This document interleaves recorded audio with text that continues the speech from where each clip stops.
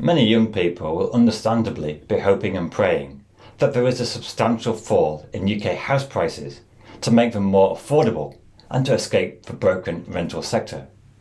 However, if there is a serious house price fall, there is a very real danger this could push the UK economy deeper into recession. In the last recession of 2008, house prices fell 20% and GDP fell 6%. In the 1990s recession, a house price fall of 19% was a significant factor, leaving many people with negative equity and contributing to high unemployment and slow negative economic growth. In the United States, 9 out of the last 11 recessions have been preceded by turmoil in the housing market, and it led to the economist Edward Leamer to claim that the housing is the business cycle. So in this video, I will look at how the housing market affects the economy and whether a housing crash causes a recession or if it's the other way around and a recession causes a fall in house prices. Also, I'd like at the end to look at whether house price falls could actually be very beneficial in the long run. In the UK, housing has become the biggest form of wealth. The total value of housing wealth stands at £8.6 trillion, which is more than 3 times UK total GDP of 2.6 trillion.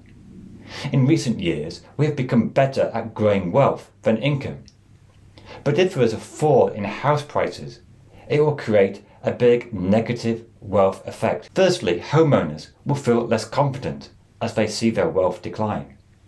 Secondly, some could face negative equity, which will reduce their spending. In the boom years of the early 2000s, rising house prices caused equity withdrawal. This is when people remortgage to get more cash out of the increased value of their house. It can then be used to finance spending such as school fees to new cars. However, as soon as house prices fell in 2007, equity withdrawal went into reverse, with people trying to pay off their mortgage and cutting back on spending. A fall in house prices will also cause a decline in home construction, which is an important part of the economy. There was a strong decline in house building during the 2008 and 1991 crash. A fall in home building also has knock-on effects with less demand for tradesmen, white goods and related infrastructure. All these factors would contribute to lower demand in the economy.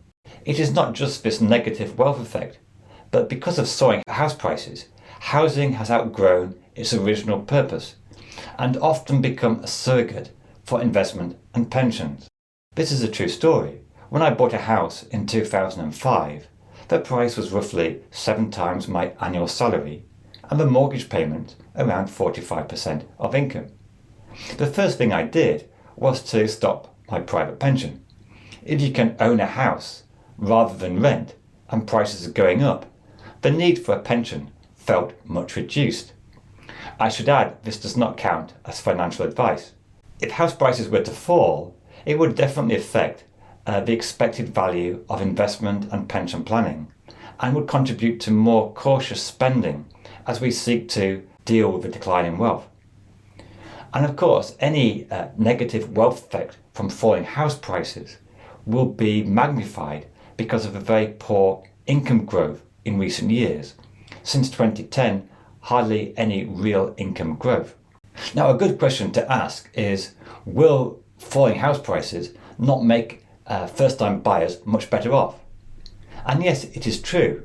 Some will benefit from falling house prices, though it might be outweighed by the higher interest rates. But the issue is that overall, homeowners are a bigger segment of a population than first-time buyers.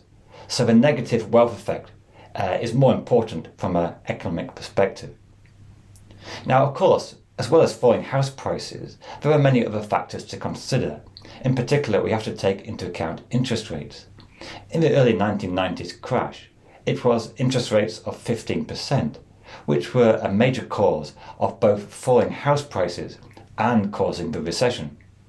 In 2023, we again have higher interest rates, which increase the cost of mortgages, and this puts downward pressure on both house prices and also reduces economic growth. Now, mortgage rates of 5 or 6% may seem very low compared to the 1990s, but we cannot directly compare the two, because house prices are now much higher. Price to income ratios have soared even since the 1990s peak. And so moderate interest rate rises will have a big effect on reducing affordability and reducing spending. Now, another good question to ask is, are things not different now than in 1991 or 2007? In 2007, the last housing crash and recession were primarily caused by the credit crunch and a shortage of lenders. And for all our economic difficulties, we don't currently have anything like a credit crunch. Mortgage arrears are actually quite low. Secondly, in recent years, home ownership rates have declined, especially amongst young people, because more people, of course, have been priced out of the market. Also, another interesting thing is that now more property owners own their homes outright. The previous period of low interest rates and rising prices have enabled more people to pay off their mortgage. And finally, compared to 2007, there has been no surge in equity withdrawal like there was in the early 2000s. So the effect of this means that in 2023, fewer people may be exposed to negative equity than in, say, 2007. So falling house prices may be slightly less damaging to the economy than in the past. But on the other hand, in 2023, some things are much worse. Underlying inflation is high, and the UK has a host of long-term problems such as low productivity, Brexit, declining investment, stagnant real wages. The cost of living crisis means the UK economy was on the verge of a recession even before the effect of higher interest rates, and falling house prices started to take effect. Yet, if prices were to fall significantly over the next 12 months, it would definitely be another heavy weight on the UK economy and push the economy more into a recession.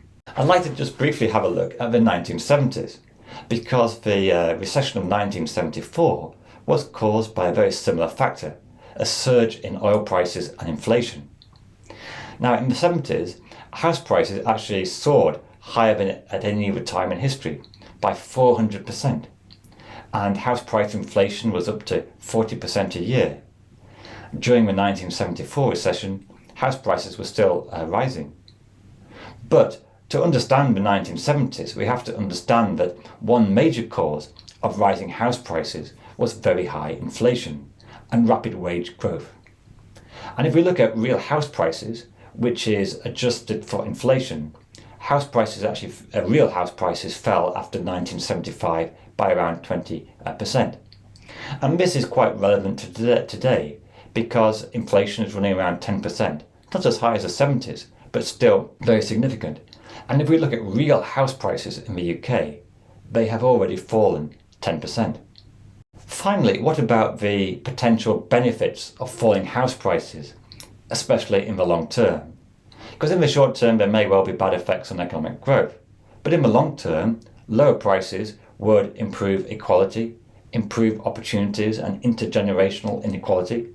It would also go some way to improve prospects for young people, and it would help improve labour mobility, make it easier to move around the country and get a job in places like London and the South East, where housing is often a big problem. But a big question is, will house prices actually crash like the 2007 and 1991? Another possibility I'll look at in a future video is whether the UK housing market is heading for more of a stagnation than a massive crash. Stagnation here means a fall in transactions and perhaps moderate price declines. But as prices fall, they will be bought up by big investors who can buy outright rather than traditional mortgage buyers. In this case, the negative effect on the economy will be less, but it will lead to the growing inequality and more young buyers permanently priced out of the market. Anyway, that's a question for another time, and to examine whether house prices are overvalued in the UK, do check out this video on overvalued housing market.